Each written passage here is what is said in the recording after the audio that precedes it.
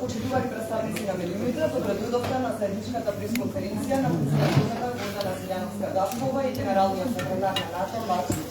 Повелата председател.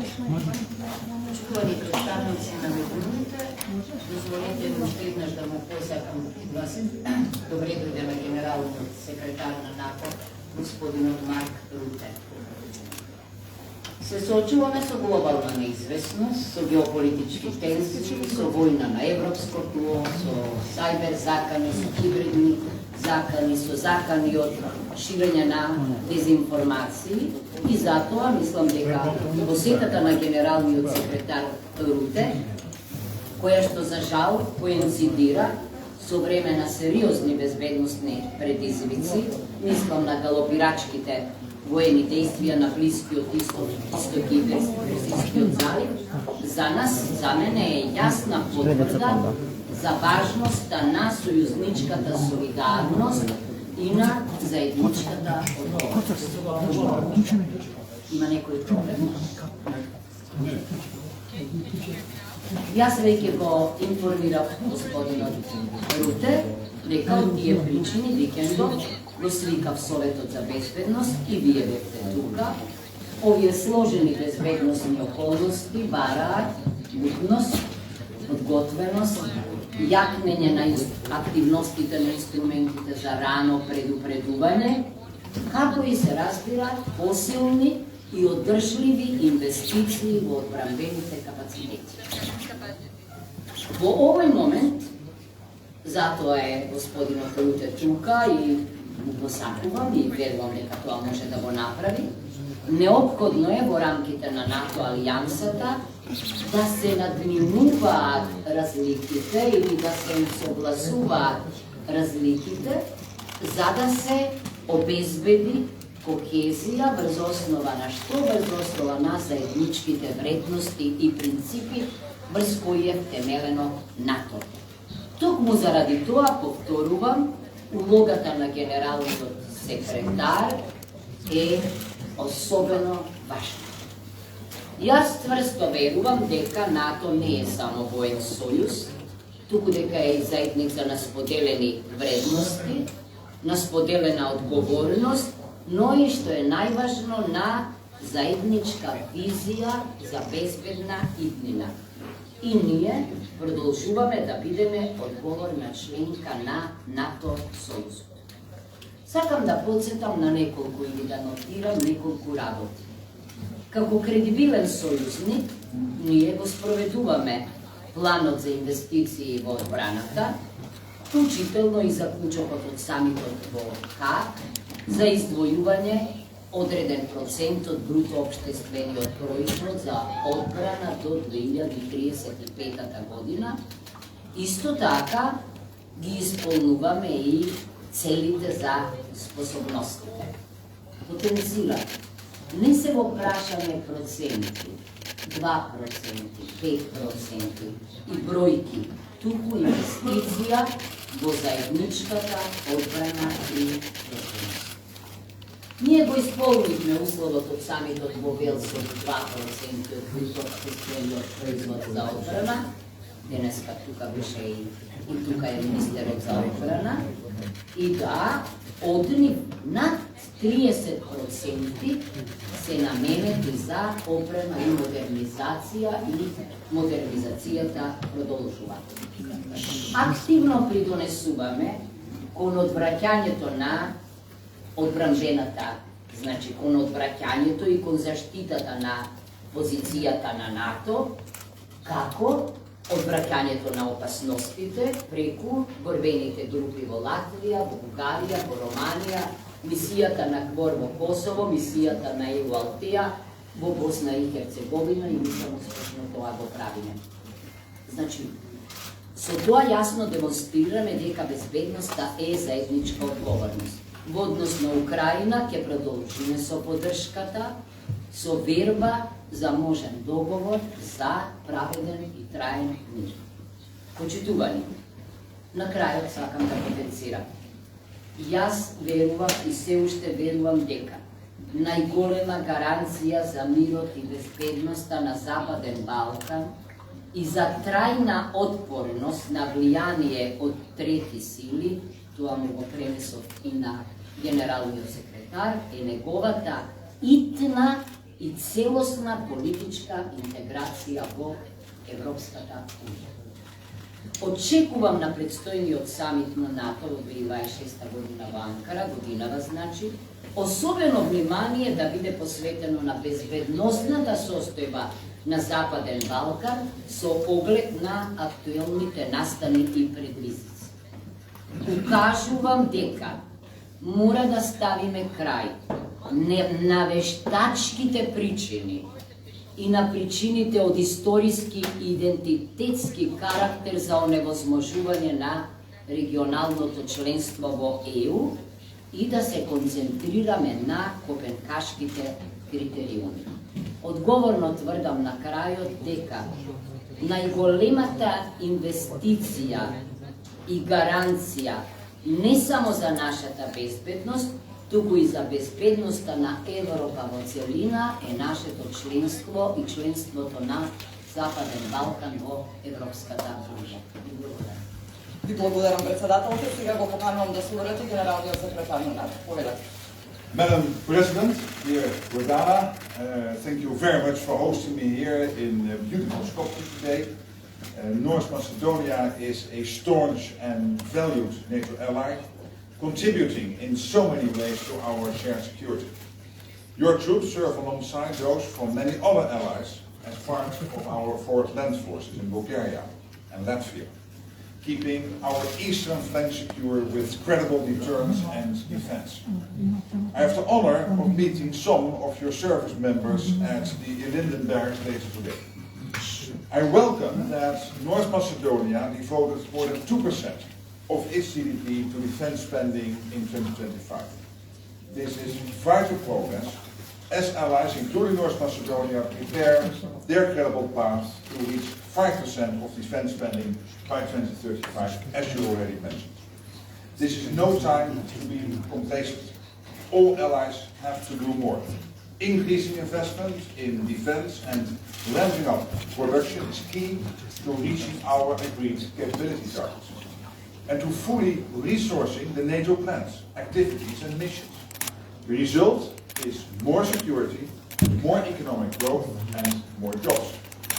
I also commend North Macedonia's steadfast support for Ukraine, including your valuable contributions to our command in Germany that provide security assistance and training for Ukraine, and to our Pearl initiative delivering vital military aid. We must keep up the momentum so that Ukraine can defend itself against Russian terror from the skies, hold the front lines, help to sustain peace when the fighting stops, and deter any future aggression from Russia. From our eastern flank to your own neighborhood, it is clear that we need to work together to support our shared security. And here North Macedonia plays a crucial role in safeguarding stability across the Western Balkans, a region of indeed strategic importance to our alliance. Our commitment to the region's stability is steadfast, and we will not allow a security vacuum to emerge. North Macedonia has long supported our KFOR peacekeeping mission in Kosovo, and for that I thank you. KFOR continues to play a fundamental role in support of lasting security for the benefit of all people living in Kosovo. We will continue to ensure that KFOR remains robust and fit for purpose. NATO is committed to defending every inch of Allied territory, wherever the challenge may come from. We are just 4 months from our next NATO summit in Ankara this July. Preparations are well underway.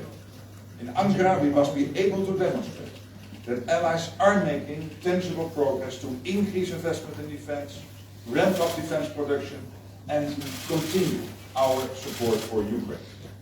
I know we can count on North Macedonia to play its part. Madam President, dear Gordana, thank you once again for hosting me today and for North Macedonia's continued contribution to Euro-Atlantic security. Again, thank you so much. Ви благодарам, а сега преминуваме на новинарските прашања. Тамара Гончаровска, телевизија Телмо, повелете. Генералниот секретар на Рута и до председателката на Синемска. Господине Рута, каква е позицијата, ставот на НАТО по последното случување на Блискиот Исток, односно како членка на НАТО, во нападнира на Иран во заврши со напади на бази на членки на НАТО и каков може да биде одговорот на НАТО доколку состојбата ескалира. А за председателката прашање, председателка во неделата и го спомена по Советот за безбедност, беше заклучено дека не постои стабилна е безбедносната состојба, дали по оваа средба може тоа да го потврдите дека обстојува и дали Македонија, доколку НАТО во едина интервенира било како на Блискиот Исток, би го поддржала тоа? Well, maybe if I could start with answering that question, of course NATO is not itself involved, but let's be absolutely clear-eyed on what's happening here. Iran is close to getting its hands on a nuclear capability and on a ballistic missile capability, which is posing a threat not only to the region, the Middle East, including posing an existential threat to Israel, it is also posing a huge threat to us here in Europe. We also know that Iran, as an exporter of chaos, has been responsible over decades now for terrorist attacks, assassination attempts. I can tell you from my own experience in my own country, where members of the Iranian diaspora have been under threat from the Iranian regime. And I'm talking about the regime here, not about the Iranian people. The problem is with the regime. Again, NATO is not involved. I can assure you that NATO will defend every inch of NATO territory. Our military commanders, our men and women in uniform are day in, day out working on that using the 360-degree approach, including any threat coming from terrorism, fighting terrorism, also being a core task of NATO. But degrading Iran's nuclear capability, degrading Iran's missile capability, and the fact that Khamenei is now gone, who is responsible for only this year, thousands, potentially 10,000 of people dying because of the Iranian regime when people were starting to protest against the regime in January.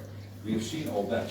So I think we are all better off with him gone and with the nuclear and ballistic capability being beaten and degraded as it is as we speak. Самото доаѓање на господинот Марк Руте во моментот кај нас и на неговото присуство овде е јасен знак дека НАТО е со нас и во неговото излагање беше потврдено дека НАТО ќе ги брани сите членки на НАТО доколку се најдат во положба да бидат нападнати. Тоа е првото. Второто, јас не би можела да ви одговорам што ќе се случи ако НАТО интервенира во регионот, каде што сега се водат војните, бидејќи знаеме дека НАТО го ја штити територијата на своите членки. Значи, било каков разговор за активности на НАТО не може да се води само со изјава на еден представник на земја на НАТО, туку во рамките на НАТО Сојузот заедно и веројатно сите чекори на НАТО врзани за активностите ќе бидат утврдени по заедничка расправа за НАТО. Благодарам, се извинувам, колегите ми сигнализираат дека во интерес на времето и согласно мораме да ја почитуваме агендата на генералниот секретар, така да тука го означуваме крајот на денешната пресконференција. Благодарам. Се разбира. So you talked about NATO defending its allies, but yesterday you said that NATO will not be joining the US-Israeli campaign in Iraq. At the same time, there are mixed messages from the allies. Turkey is not supporting the action, Spain is not supporting the USA. President Donald Trump asked of NATO to join the operation, you refused. Is there unity among the alliance? The President did not ask for NATO to join, so that's not true. This is clearly a campaign which is led by the US and Israel. And what we are seeing is that many allies are providing key enabling support. that's not being part of the campaign, but when it comes to access, logistics, for example, the Spanish basis system in Turkey, defending already for 10 years. Key US interests based there in Turkey through the basis system. These are all examples of how this later collectively, but first of all, of course, the individual allies, where they have the optionality and the possibility to make the basis available, etc. They are doing that. And I feel widespread support of it. I was on the phone with many leaders over the weekend and also early this week. And I clearly sense that taking out the nuclear capability, taking out the ballistic missile capability, and also Khamenei gun, is applauded by many of my colleagues. Thank you so much. Благодарам за присуствието.